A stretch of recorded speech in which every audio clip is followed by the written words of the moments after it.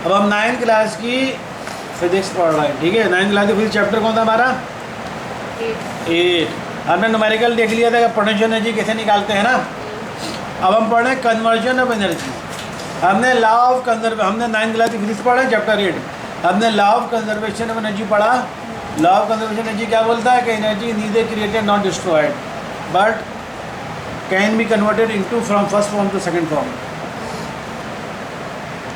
Energy किसी एक शक्ल से दूसरी शक्ल में कन्वर्ट तो हो सकती है, ख़त्म नहीं हो सकती। अब ये नहीं बोलो एनर्जी में थी वो ख़त्म। जैसे मैंने कहा एक बॉल जो है आपने तो ज़मीन से उठाकर उसको बहुत ऊंचाई पर जाके रख दिया, तो आपने बोला आपने वर्क किया, वर्क एक एनर्जी है। तो आपने वर्क को कन्वर्ट वर्क किस में कन्वर्ट हो गया? वर्क पोटेंशियल एनर्जी में कन्वर्ट हो गया। तो वो वर्क जो आपने किया वो कन्वर्ट हो गया पोटेंशियल एनर्जी में। तो वर्क ख़त्म नहीं हुआ, वो एनर्जी ख़त्म नहीं हुई कि आपने बोला वर्क मेरा ख़त्म हो गया, वर्क कन्वर्ट हो गया पोटेंशियल एनर्जी में।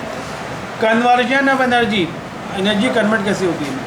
Energy neither be created not destroyed, can be destroyed but it can be converted from one form to the other form, ठीक है ना। This is called the conservation of energy.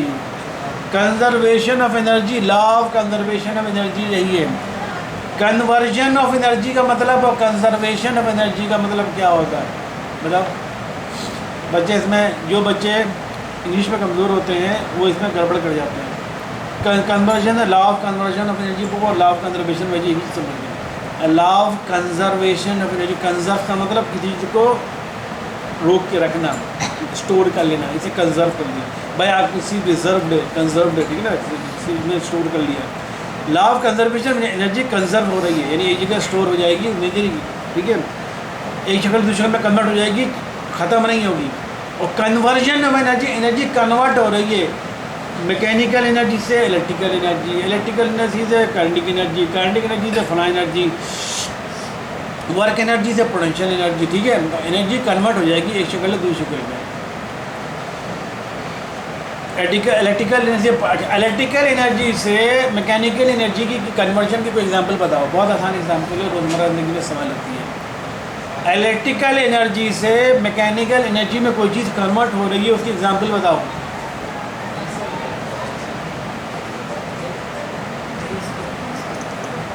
कौन सी ऐसी चीज़ें जो इलेक्ट्रिकल एनर्जी से convert हुए mechanical energy में कन्वर्ट हो जाती है?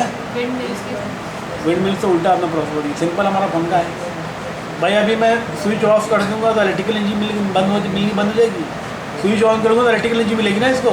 इलेक्ट्रिकल एनर्जी इसको मिली तो पंखे ने काम करना शुरू कर दिया, चलना शुरू कर दिया ना। तो मैकेनिकल वर्क क्या होती है? कुछ चीज़ मूव करती है, वो तो मैकेनिकल। इलेक्ट्रिकल एनर्जी कन्वर्ट हो गई मैकेनिकल एनर्जी और पंखा चलना शुरू हो गया। तो इलेक्ट्रिकल एनर्जी से मैकेनिकल एनर्जी में कन्वर्ट होने की मिसाल आपका पंखा है। कोई भी चीज़ चलना शुरू हो जाए। विंड मिल तो हवा से चलता है, वो इलेक्ट्रिकल एनर्जी थोड़ी प्रोवाइड कर रहे होते हैं। विंड मिल होता है, विंड एनर्जी होती है। विंड टरबाइन में आपको जो आपका इनपुट जो आ रहा होता है वो क्या होता है? विंड टरबाइन जो होता है जब बिजली प्रोड्यूस कर रहा होता है, हाँ, वो जब विंड से चलता है तो इलेक्ट्रिकल वो होता है। विंड एनर्जी कन्वर्ट हो रही है आपकी इलेक्ट्रिकल एनर्जी में। विंड चलती है, हवाएं चलती हैं, बहुत ज़्यादा तेज़ हवा जिस इलाके में बहुत 24 घंटे हवा चलती है, वहाँ विंड टरबाइन लगाए जाते हैं। टरबाइन बड़े टरबाइन लगे होते हैं, पंखे की तरह की पंखड़ी टाइप की चीज़ होती है। वहाँ चूँकि ऐसे इलाकों में हर वक्त करंट हवा चलती रहती है, वहाँ बड़े टरबाइन लगाते हैं। हवा का प्रेशर बहुत ज़्यादा होता है और टरबाइन कंटिन्यू घूमते होते हैं। आपको मूव करने के लिए कुछ एनर्जी नहीं देनी पड़ती, वो उसके घूमने से इलेक्ट्रिकल एनर्जी प्रोड्यूस हो जाती है, ठीक है। तो हम पढ़े conversion of energy. Energy conversion of energy का मतलब होता है एनर्जी एक फॉर्म से दूसरे फॉर्म में चली जाए, जो कहते हैं conversion energy. Conversion energy from one form to another form. अच्छा पे fossil fuel energy. Fossil fuel from describe plant and animals and have been converted to crude oil, natural gas और heavy oil by exposure to heat and propagation in the earth crust over hundred of billions of year. अब fossil fuel क्या है? Fossil fuel energy क्या चीज़ होती है?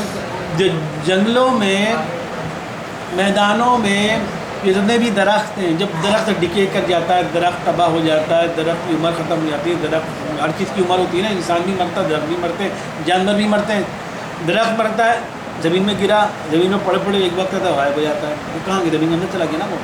जानवर मरा, जंगल में बहुत सारे जानवर, कोई जानवर मरा, किसी ने खाया नहीं खाया तो वो पड़ा ज़मीन के अंदर जज्ब हो जाएगा, ठीक है। उसकी हड्डी आखिर वक्त तक ज़मीन में। एक अर्से बाद आओगे 6 महीने साल भी देखोगे जानवर तो गायब है। आप बोलो यहाँ पर जानवर मरा हुआ था, गायब कहाँ हो गया? ज़मीन के अंदर चला गया। दरख्त ज़मीन में दरख्त मरते हैं, दरख्त की भी मौत आती है। हर वो चीज़ जो ज़िंदा है, लिविंग थिंग्स में दरख्त आता है ना, पौधे दरख्त सब लिविंग थिंग्स में आते हैं, जानवर लिविंग थिंग्स में आता है, पौधे लिविंग थिंग्स में आते हैं, दरख्त लिविंग थिंग्स के अंदर आते हैं। वो तमाम लिविंग थिंग्स जब मरते हैं तो ज़मीन में पड़े पड़े ज़मीन के अंदर चले जाते हैं। ज़मीन के अंदर जाते हैं तो वो कन्वर्ट हो जाते हैं किस चीज़ में, ऑयल में कन्वर्ट हो जाते हैं। ज़मीन के अंदर गैस का प्रेशर, ज़मीन के अंदर प्रेशर गैस का, ज़मीन की जो प्लेटें आप इनमें मूव कर रही होती हैं, उसी वजह से अंदर ज़मीन का दायरा पर ज़मीन बंद है। अब कहीं पर कोई गैस अगर प्रोड्यूस होगी तो उस गैस का अपना प्रेशर, ज़मीन की प्लेटें अब आगे मूव कर रही थी, उनकी प्लेटों की अपनी मूवमेंट की वजह से जितने भी लिविंग थिंग्स होते हैं, लिविंग बींग्स होते हैं, जब ज़मीन पर मरने के बाद ज़मीन के अंदर जाते हैं, उनके ज़रिए जो चीज़ प्रोड्यूस होती है वो आपकी प्रोड्यूस होता है, कोल प्रोड्यूस होता है, नेचुरल गैस प्रोड्यूस होती है, ऑयल प्रोड्यूस होता है।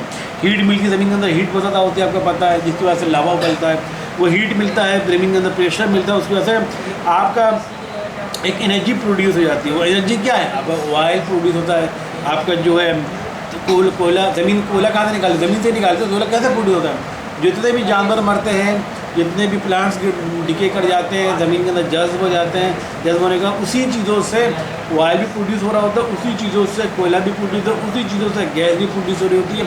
ज़मीन के अंदर हीट मिलती है, उसको ज़मीन के अंदर हीट होती है, जिससे लावा बनता है, उस हीट की वजह से उसमें वो चीज़ जो है वो सारी चीज़ कन्वर्ट हो जाती है, ऑयल के अंदर, गैस के अंदर और कोल के अंदर, कोयले में कन्वर्ट हो जाती है। ठीक है, तो इस तरह कहते हैं, इसे कहते हैं फॉसिल फ्यूल एनर्जी।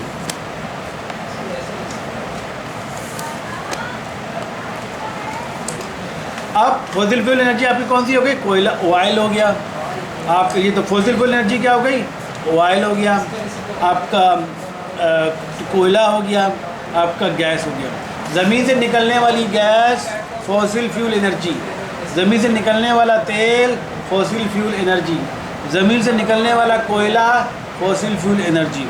ठीक है, ये सब एनर्जी है।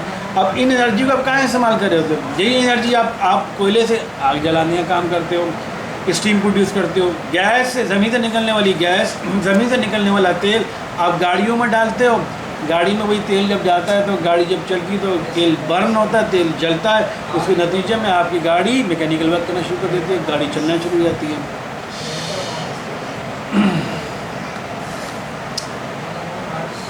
ठीक है, तो ये आपका कहलाता है फॉसिल फ्यूल एनर्जी। कहाँ कैसे प्रोड्यूस होता है हमने देख लिया। अब आ रहा है हाइड्रो इलेक्ट्रिक एनर्जी।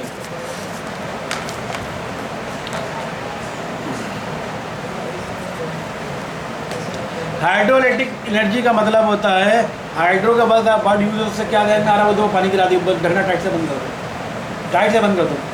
हाइड्रो का जब भी वर्ड यूज होता है इससे क्या मतलब ध्यान में आता है, पानी, वाटर।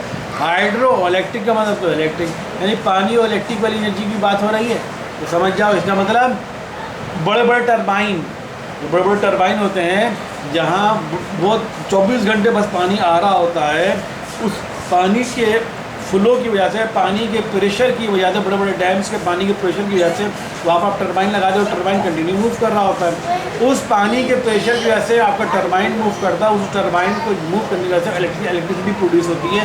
तो ऐसी एनर्जी को कहते हैं हाइड्रो इलेक्ट्रिक एनर्जी। हम कहते हैं ना कि भाई पाकिस्तान में भाई हाइड्रो इलेक्ट्रिक एनर्जी बनाओ, हम क्या करते हैं, पाकिस्तान में जो हमारी जो जितनी भी बिजली है इतनी महंगी क्यों है, हम बाहर ममालिक से ऑयल इंपोर्ट करते हैं, महंगा ऑयल, महंगा डीजल हम इंपोर्ट करते हैं। वो इंपोर्ट करने के बाद हम अपनी जितने भी हमारे पावर प्लांट्स हैं उनको ऑयल चलाइए, ज़्यादा पता ऑयल चाहिए, मशीन नहीं ऑयल चाहिए, वो महंगे महंगे ऑयल और महंगे महंगे जो है डीजल, वो हम एज अ फ्यूल के तौर पर अपने पावर प्लांट में डालते हैं। जब इनिशियल कॉस्ट इतनी महंगी आएगी तो उससे बनने वाली जो प्रोडक्ट जो बिजली वो भी महंगी होगी, इसी वजह से हमको बिजली महंगी मिलती है। अगर भाई हमारे पास डैम्स की कमी है, अब जैसे हमारे इमरान खान डैम बना रहा है, हम अगर पानी की ताकत को इस्तेमाल करें, पानी का फ्लो को इस्तेमाल करें, हमारे जिन इलाकों में 24 घंटे हवा चलती है, उस हाइड्रो उस विंड की पावर को इस्तेमाल करें, उससे इलेक्ट्रिसिटी बनाए तो हमारी इलेक्ट्रिसिटी की कीमत बहुत कम हो जाए। तो हाइड्रो इलेक्ट्रिक एनर्जी क्या होती है, पानी से चलने वाले बड़े बड़े टरबाइन, ठीक है, उससे हम बड़े बड़े पावर प्लांट्स को रन करते हैं, उसके नतीजे में इलेक्ट्रिसिटी प्रोड्यूस होती है।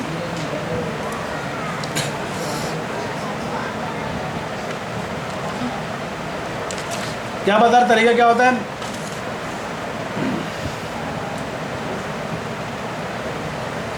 बड़े बड़े हमारे पास रेजरवायर होती है, कुआँ कहते हैं, रेजरवायर मतलब कुआँ है, हम कुएँ में पानी स्टोर कर लेते हैं, फिर उस रेजरवायर से पानी रिलीज़ करते हैं।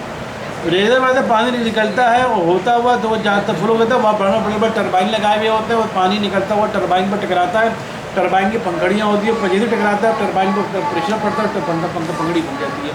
अब फर्स्ट पर यूँ टरबाइन लगाओ इस तरह करके, जैसे चक्की की टाइप पर टरबाइन लगाओ, ठीक है। जैसे पंखड़ियाँ होती है ना, पंखड़ियाँ पंखड़ी इधर है, एक पंखड़ी इधर, ये बीच में मूव कर रहा है, इधर यूँ और यूँ, एक पंखड़ी इधर है, एक इधर, एक इधर, एक इधर, एक इधर, एक इधर, ठीक है। ये हमारा टरबाइन है। अब यहाँ से हमने एक लाइन बना दी, एक पाइप बना दी, यहाँ से आपका रेजरवायर से पानी कंटिन्यू आ रहा है और यहाँ पर गिर रहा है, यहाँ से दोबारा उसको हम रेजरवायर के अंदर ही डाल रहे हैं, एक मैकेनिकल प्रोसेस के जरिए। अब जैसे ये टरबाइन की पंखड़ी है, यहाँ पर पानी आएगा, पानी का फ्लो, जैसे ये लंबी पाइप थी, पाइप यहाँ पर रुक गई, पानी आप जा पाते, यहाँ पर पाइप तो आगे पाइप तो है ही नहीं, पानी जब नीचे गिरे टरबाइन पर पड़ेगा, टरबाइन में प्रेशर पड़ेगा, टरबाइन ये घूमेगा तो इसके आगे वाली जो पंखड़ी थी वो बराबर में आएगी, उसमें भी पानी पड़ेगा, वो घूमेगा, तो इस तरह कंटिन्यू एक बार स्टार्ट हो जाता है चलना होगा। वो टरबाइन जब चलता रहता है, चूँकि कंटिन्यू पानी आ रहा है, कंटिन्यू टरबाइन चला, इस टरबाइन के जरिए पे इलेक्ट्रिसिटी प्रोड्यूस करता है। इसे कहते हैं हाइड्रो इलेक्ट्रिक एनर्जी। पानी के जरिए बिजली पैदा करने के प्रोसेस को कहते हैं हाइड्रो इलेक्ट्रिक एनर्जी। अब वो टरबाइन जब घूमता है तो उससे क्या होता है, उस नतीजे में आपकी इलेक्ट्रिसिटी प्रोड्यूस होती है, या उस नतीजे में हम क्या कहते हैं जनरेटर रन करवाते हैं, उस नतीजे बड़े बड़े जनरेटर चलते हैं, तो उसके जनरेटर के चलने के नतीजे में इलेक्ट्रिसिटी प्रोड्यूस होना शुरू होती है। अब आते हैं सोलर एनर्जी। सोलर एनर्जी के नाम से क्या जारी हो रहा है, सूरज की बात हो रही होगी, ठीक है। तो सूरज क्या है, हमें पता है कि सूरज से जो एनर्जी है, बहुत सारी हीट्स आ रही होती हैं, सूरज जो है बहुत सारी रोशनी या रेस रेडिएट कर रहा होता है, ठीक है। और सबसे सस्ता रास्ता है, आप सुबह उठो, आपको कुछ नहीं करना, सूरज आपके सर के ऊपर है, आप उस एनर्जी को आज तक सोलर पैनल लग रहे हैं, देखा है सोलर पैनल छतों के ऊपर लग रहे हैं, उससे क्या होता है, सोलर पैनल छत पर लगा दिया, जैसे सुबह हुई सूरज पड़ा, उस सोलर पैनल ने सूरज से निकलने तो हम रेस को स्टोर कर लिया। अब वो स्टोर करता रहता है, अब उसके जरिए तार जा रहा है, वो तार आपको घर में जा रहा है, वो इलेक्ट्रिसिटी प्रोड्यूस कर रहा है। तो अब मुफ्त में आपको सोलर से आपको अलग अलग सूरज दिया, उसके पैसे तो लेते नहीं अलग अलग से, तो बिजली के पैसे दो, फ्री में हमको सूरज मिल रहा है, हमने सोलर पैनल लगा दिया, सोलर पैनल पर रोशनी पड़ रही है, नीचे तक तार जा रहा है, वो इलेक्ट्रिसिटी प्रोड्यूस हो रही है, और वो तार पूरे घर में आपने लगा दिया, मुफ्त में आपको सूरज से रोशनी मिल रही, सोलर पैनल को सोलर पैनल का काम क्या होता है, बिजली को स्टोर करना, स्टोर करके नीचे बिजली प्रोड्यूस कर रहा होता है, पूरे घर में आप बिजली चलाते हैं, स्टोर भी कर रहा होता है। एक तो कंटिन्यू अब आपको सूरज मिल रहा है, आप बिजली दे रहे हो। अब रात हो गई तो क्या इसमें सलाहियत होती है, उससे और भी इंस्ट्रूमेंट्स आते हैं, वो क्या करते हैं, बिजली स्टोर करते हैं, ठीक है। अब रात हो गई तो अब जितनी बिजली जब तक सूरज था वो कंटिन्यू आपको सप्लाई कर रहा था, रात हो गई तो क्या हुआ, आपको कुछ बन से स्टोर करना शुरू कर दिया, जितनी बिजली थी वो स्टोर भी किया, पहले तो कंटिन्यू ले आ रहा था, और जब रात हो गई तो वो स्टोर किया बिजली, अब वो पूरी रात जितना उसने स्टोर किया होता है वो बिजली आपको देना शुरू करता है। तो सोलर पैनल लगाने का ये फ़ायदा होता है। आज के सोलर पैनल पाकिस्तान में कराची में बहुत ज़्यादा आ गए, अच्छी बात है। अब तो बड़े बड़े पेट्रोल पंप आ गए, जाओ सीधा यहाँ से लालूगे सीधा निकलो, सीधा आपको देखो पेट्रोल पंप में नाम मुझे याद नहीं है, पेट्रोल शेल क्या कौन सा, उन्होंने अपने पास तमाम पेट्रोल पंप वाले क्या कर रहे हैं, बिजली को पंप, पेट्रोल पंप पर हैवी काम होता है उसको, तो पूरे पेट्रोल पंप की छत होती है ना जिसके नीचे खड़े होते हैं, वो पूरी छत के ऊपर सोलर पैनल लगा दिया हुआ है, पूरे पेट्रोल पंप की पूरी बिजली फ्री में वो इस्तेमाल कर रहा है, ना उनको बिजली का बिल देना पड़ता है, ना कुछ करना पड़ता, फ्री में उनका बिल्कुल ज़ीरो कॉस्ट। सबसे ज़्यादा महंगा आता है बिजली का बिल, सबसे ज़्यादा जो चीज़ को कॉस्ट सबसे ज़्यादा तकलीफ देती है किसी भी बड़े बड़े फैक्ट्री लगाने वाले को, बड़े मिल्स लगाने वाले को, बड़े कारखाने लगाने वाले को। अब आज जो सोलर पैनल जब से ईजाद हुआ, सोलर पैनल जब से पाकिस्तान में कराची में आया, अब देखो हर जगह बड़े पैमाने पर सब जगह सब तो लोगों ने घरों पर सोलर पैनल लगा लिया। हमारे मार्टन में मैंने लगा, लोगों के ऊपर 2-3 लोगों के ऊपर हमने घरों के ऊपर सोलर पैनल लगा दिया। इधर जाओगे यहाँ पर, इधर इस मस्जिद इसमें हमारी मस्जिद एक सीधे हाथ पर, यहाँ पर सामने उन्होंने पूरे छत के ऊपर बड़ी छत के ऊपर सोलर पैनल भर दिया, फ्री में पूरे 24 घंटे बिजली इस्तेमाल करो, ना केसी की झंझट ना किसी चीज़ की झंझट। सोलर पैनल एक बार सोलर पैनल खरीदने का खर्चा है, एक बड़ी भी शीट मिलती है 7,000 रुपये की, एक बार जो है 10-15 तकरीबन 1 लाख 2 लाख 3 लाख का एक बार खर्चा कर लो और ज़िंदगी भर फ्री में बिजली इस्तेमाल कर लो। एक बार आप 3 लाख रुपये खर्च करोगे सोलर पैनल खर्च, आपको बड़ी छत हो जाएगी बड़ा स्टोर, और बस फ्री में बिजली इस्तेमाल, ना बिजली का बिल आएगा ना खर्च आएगा। तो क्या हो रहा है, सोलर पैनल और सूरज से हासिल होने वाली एनर्जी को स्टोर करता है, उस जरिए इलेक्ट्रिसिटी आपको देना शुरू कर देता है। तो ऐसी एनर्जी को कहते हैं सोलर एनर्जी।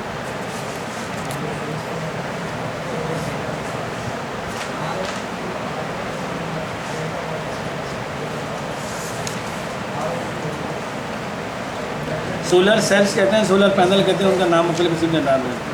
सन रेस को इलेक्ट्रिसिटी में डायरेक्ट कन्वर्ट कर देते हैं। इसके अलावा हीटर भी आ रहे हैं। पहले आप तो नॉर्मल इलेक्ट्रिक हीटर इस्तेमाल करते हैं ना। हम सर्दियों में पंजाब वगैरह में, कराची में तो सर्दी नहीं पड़ती कि आप हीटर इस्तेमाल करें। पंजाब में और KPK में लोग जो हीटर इस्तेमाल करते हैं वो सर्दियाँ ज़्यादा पड़ती हैं, तो हीटर चलता है बिजली से, बिजली का बिल बहुत बनता है। अब सोलर हीटर आ गए, सोलर आयरन आ गई, सीरी सोलर की मिस्त्रियाँ आ गई हैं, हर सोलर की पानी की मोटर आ गई, हर चीज़ सोलर का आ गया। बस एक बार सोलर पैनल खरीदने का खर्चा है, सब फ्री में इस्तेमाल करें, बिजली के झंझट से रात को। ये कहलाता है सोलर एनर्जी। अब आता है nuclear energy. The energy release during a nuclear radiation such as fusion और fusion reaction, all radio active material store nuclear energy, for example uranium, radium etcetera. It is released from the nucleus in the form of radiation in addition to heat and light. A nuclear power plant utilizes nuclear energy to produce steam to turbine and generate system. अब है nuclear energy. Nuclear energy क्या होती है? Nuclear energy अभी आप पे इसे topic आया नहीं है डिटेल में। न्यूक्लियस से बहुत से ऐसे एलिमेंट्स है, पीरियोडिक टेबल में बहुत से हमारे एलिमेंट हैं। जैसे मिसाल के तौर पर एक हमारा रेडियम एक एलिमेंट है। इनके रेडियम एक, जिस तरह कार्बन एक एलिमेंट है, केमिस्ट्री में आपने पढ़ा हुआ कार्बन एक एलिमेंट है, ऑक्सीजन एक एलिमेंट है, सल्फर एक एलिमेंट है, इसी तरह रेडियम भी एक एलिमेंट है। बहुत से ऐसे एलिमेंट हैं जिनके न्यूक्लियस में से रेडिएशन निकलती आ रहती है, रेडिएशन निकलती रहती है, ठीक है। रेडिएशन तो निकलती है तो उससे दो चीज़ प्रोड्यूस होती है, एक हीट और एक लाइट प्रोड्यूस होती है। न्यूक्लियर पावर प्लांट वाले क्या करते हैं, उस न्यूक्लियर इस रेडिएशन को स्टोर कर लेते हैं, यूटिलाइज करते हैं इस न्यूक्लियर एनर्जी को, तो प्रोड्यूस स्टीम स्टीम प्रोड्यूस करने के लिए, हीट प्रोड्यूस करने के लिए और टरबाइन चलाने के लिए जो इलेक्ट्रिसिटी प्रोड्यूस करते हैं। तो न्यूक्लियर पावर प्लांट के ज़रिए हम इलेक्ट्रिसिटी प्रोड्यूस करते हैं, ठीक है। न्यूक्लियर पावर प्लांट के ज़रिए हम इलेक्ट्रिसिटी प्रोड्यूस करते हैं। ये हमारा न्यूक्लियर एनर्जी हो गया। अब आता है geothermal energy. Fossil fuel energy हो गई, हाइड्रो इलेक्ट्रिक एनर्जी हो गई, सोलर एनर्जी हो गई, न्यूक्लियर एनर्जी हो गई। न्यूक्लियर एनर्जी में दो प्रोसेस होता है, फ्यूजन प्रोसेस और फ्यूजन प्रोसेस। ये भी आपका टॉपिक आया नहीं है, तो मैट्रिक फिजिक्स में ये हो सकता है कि मैट्रिक फिजिक्स में, क्योंकि पिछले जो हमारा सिलेबस चेंज नहीं हुआ था तब वहाँ मैट्रिक की फेस में था फ्यूजन प्रोसेस क्या होता है। उसके ज़रिए मतलब देखने में आपको बोलोगे भाई कि आप एलिमेंट में से आप एनर्जी कैसे स्टोर कर रहे हो, तो प्रोसेस होता है फ्यूजन और फ्यूजन का प्रोसेस। तो प्रोसेस के ज़रिए हम उस एटम को तोड़ते हैं, उस एनर्जी को स्टोर कर अपने इस्तेमाल में लाते हैं। वो एनर्जी जब एटम टूटता है तो उस एनर्जी में एनर्जी बहुत ज़्यादा रिलीज़ होती है, उस एनर्जी को हम इस्तेमाल में लाते हैं, हीट के तौर पर इस्तेमाल में लाते हैं, उसमें इलेक्ट्रिसिटी भी प्रोड्यूस करते हैं और स्टीम भी प्रोड्यूस करते हैं। उसके बाद से आता है जियोथर्मल एनर्जी, ठीक है, और फिर विंड एनर्जी।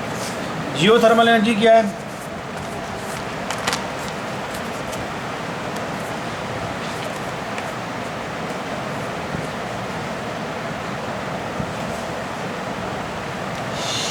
जियोथर्मल एनर्जी क्या है? ये ज़मीन के अंदर स्टोर हुई भी होती है, इस शक्ल में नेचुरल हीट की शक्ल में।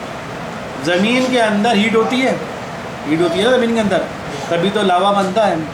अब होता क्या है, ज़मीन के अंदर अगर गहराई में जाओगे तो ज़मीन के अंदर गहराई जाना एक पिघला हुआ एक हिस्सा मिलेगा जिसे मैग्मा कहते हैं, पढ़ा होगा कभी साइंस में। कभी ज़मीन के अंदर गहराई में जाओगे, बहुत ज़्यादा गहराई में जाने की बात हो रही है, ये नहीं कि 2 फुट खोलो मुझे हीट क्यों नहीं मिल रही, बहुत ज़्यादा गहराई में जाओगे तब समझे। बहुत ज़्यादा गहराई में जाओगे, ज़मीन की जब क्रस्ट के अंदर जाओगे तो एक बहुत पिघला हुआ तुम्हें मटीरियल नज़र महसूस होगा, पिघला हुआ मटीरियल नज़र आएगा, जिसे हम कहते हैं मैग्मा है। हाँ, मोल्टन लावा, जिसे मैग्मा मोल्टन लावा होता है, जिसे मैग्मा कहते हैं। अब उस मैग्मा के करीब जो पानी होगा, ज़मीन के अंदर पानी है, ज़मीन का पानी है ना, ज़मीन से पानी निकालना है, बोरिंग की मोटर कहते हैं, ज़मीन से पानी तो निकल रहा है, तभी तो बोरिंग की मोटर से पानी निकाल ले हो।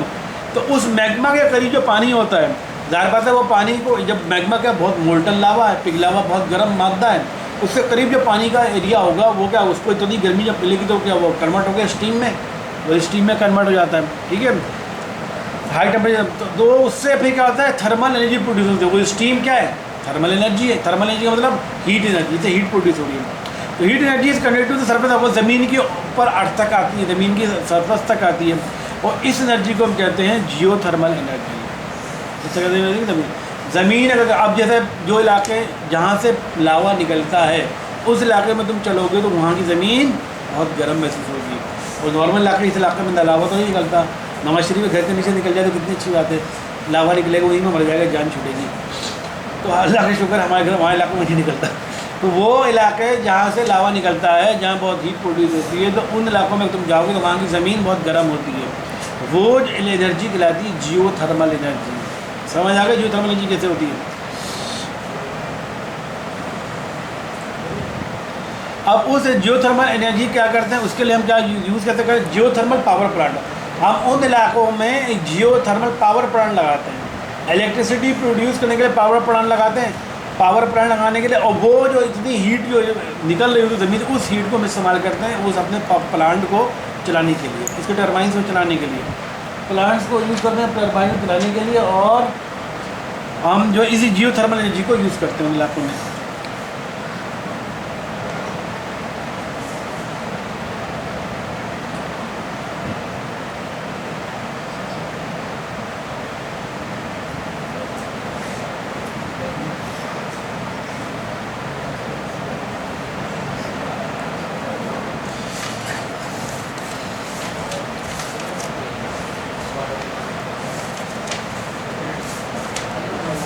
अब इसके बाद आता है विंड एनर्जी। विंड एनर्जी क्या होती है हमारे पास? जितना अब हम जैसे आपने बताया था, विंड एनर्जी बताया था मैंने, क्या होता है?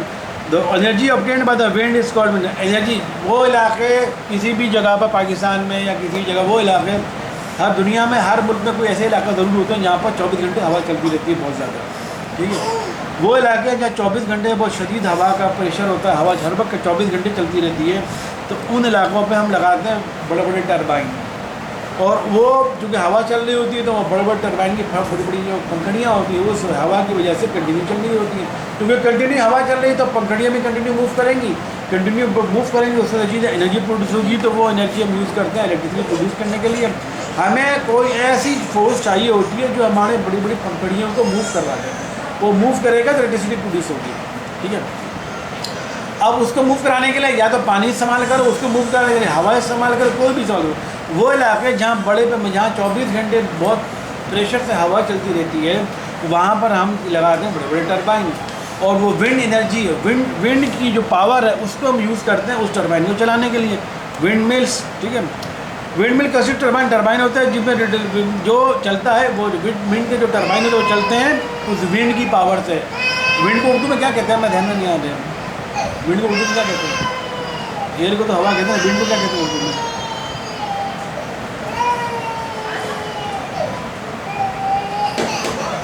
तो पर्टिकुलर लफ्ज़ है, याद नहीं आ रहा है। बहुत तेज़ हवाएं चल रही है, उसे विंड कहते हैं। खैर, अच्छा तो है नहीं, तूफान नहीं है, नहीं। Wind energy is produce due to the motion of turbine. तो विंड एनर्जी, ये जो नज़र आ रहा है टरबाइन की शक्ल, देखो टरबाइन की ऐसी होती है, देखो पंखड़ियाँ लगी हुई हैं, यही पंखड़ियाँ एक लगाई, दो लगाई, कितनी से लगाई मैं टरबाइन, कितने से टरबाइन लगाए हैं? यही टरबाइन ऐसे इलाके में लगा। देख लो यहाँ पर कोई रिहायशी इलाका नज़र आ रहा है, कहीं पर किसी बंदे का घर नज़र आ रहा है, कोई हॉस्पिटल, कोई क्लिनिक कोई नज़र आ रहा है? कुछ भी नज़र नहीं आ रहा है। जो एक बोले कौन आ गया यार, इंजीनियरिंग स्टूडेंट सारे चले गए, फिर कौन आ गया?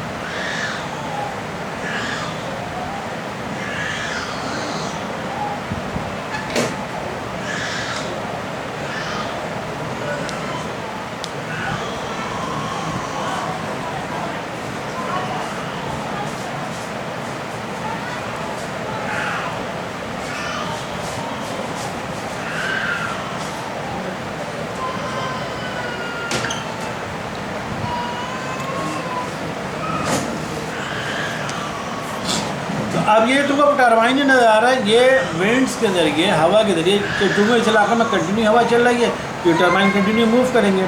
टरबाइन मूव करेंगे तो काइनेटिक एनर्जी प्रोड्यूस होगी, ठीक है? काइनेटिक एनर्जी प्रोड्यूस होती है तो उसके नतीजे में फिर इलेक्ट्रिसिटी प्रोड्यूस होती है।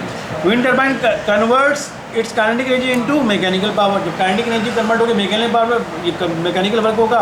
मैकेनिकल वर्क होगा तो जनरेटर में भी क्या होता है, मैकेनिकल होता है। एक बार टरबाइन को घुमा दी, इसके अंदर जो लगा हुआ था टरबाइन को घुमाया जाता है, वो तेज जब कंटिन्यू स्टार्ट हो जाता है, शुरू होता है, तो उससे इलेक्ट्रिसिटी प्रोड्यूस होना शुरू हो जाती है। मैकेनिकल वर्क, जनरेटर के अंदर मैकेनिकल वर्क के जरिए इलेक्ट्रिकल वर्क पर इलेक्ट्रिसिटी प्रोड्यूस कर रहे होते हैं। जब भी टरबाइन घूमते तो generator converts that mechanical power into electricity. तो वो आपका मैकेनिकल वर्क जब चलता है, टरबाइन घूमता है, तो आपका इलेक्ट्रिसिटी प्रोड्यूस होना शुरू होती है। विंड एनर्जी के जरिए भी इलेक्ट्रिसिटी प्रोड्यूस कर देते हैं, ठीक है?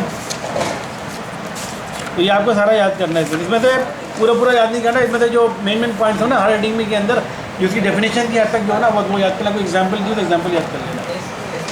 केमिस्ट्री तो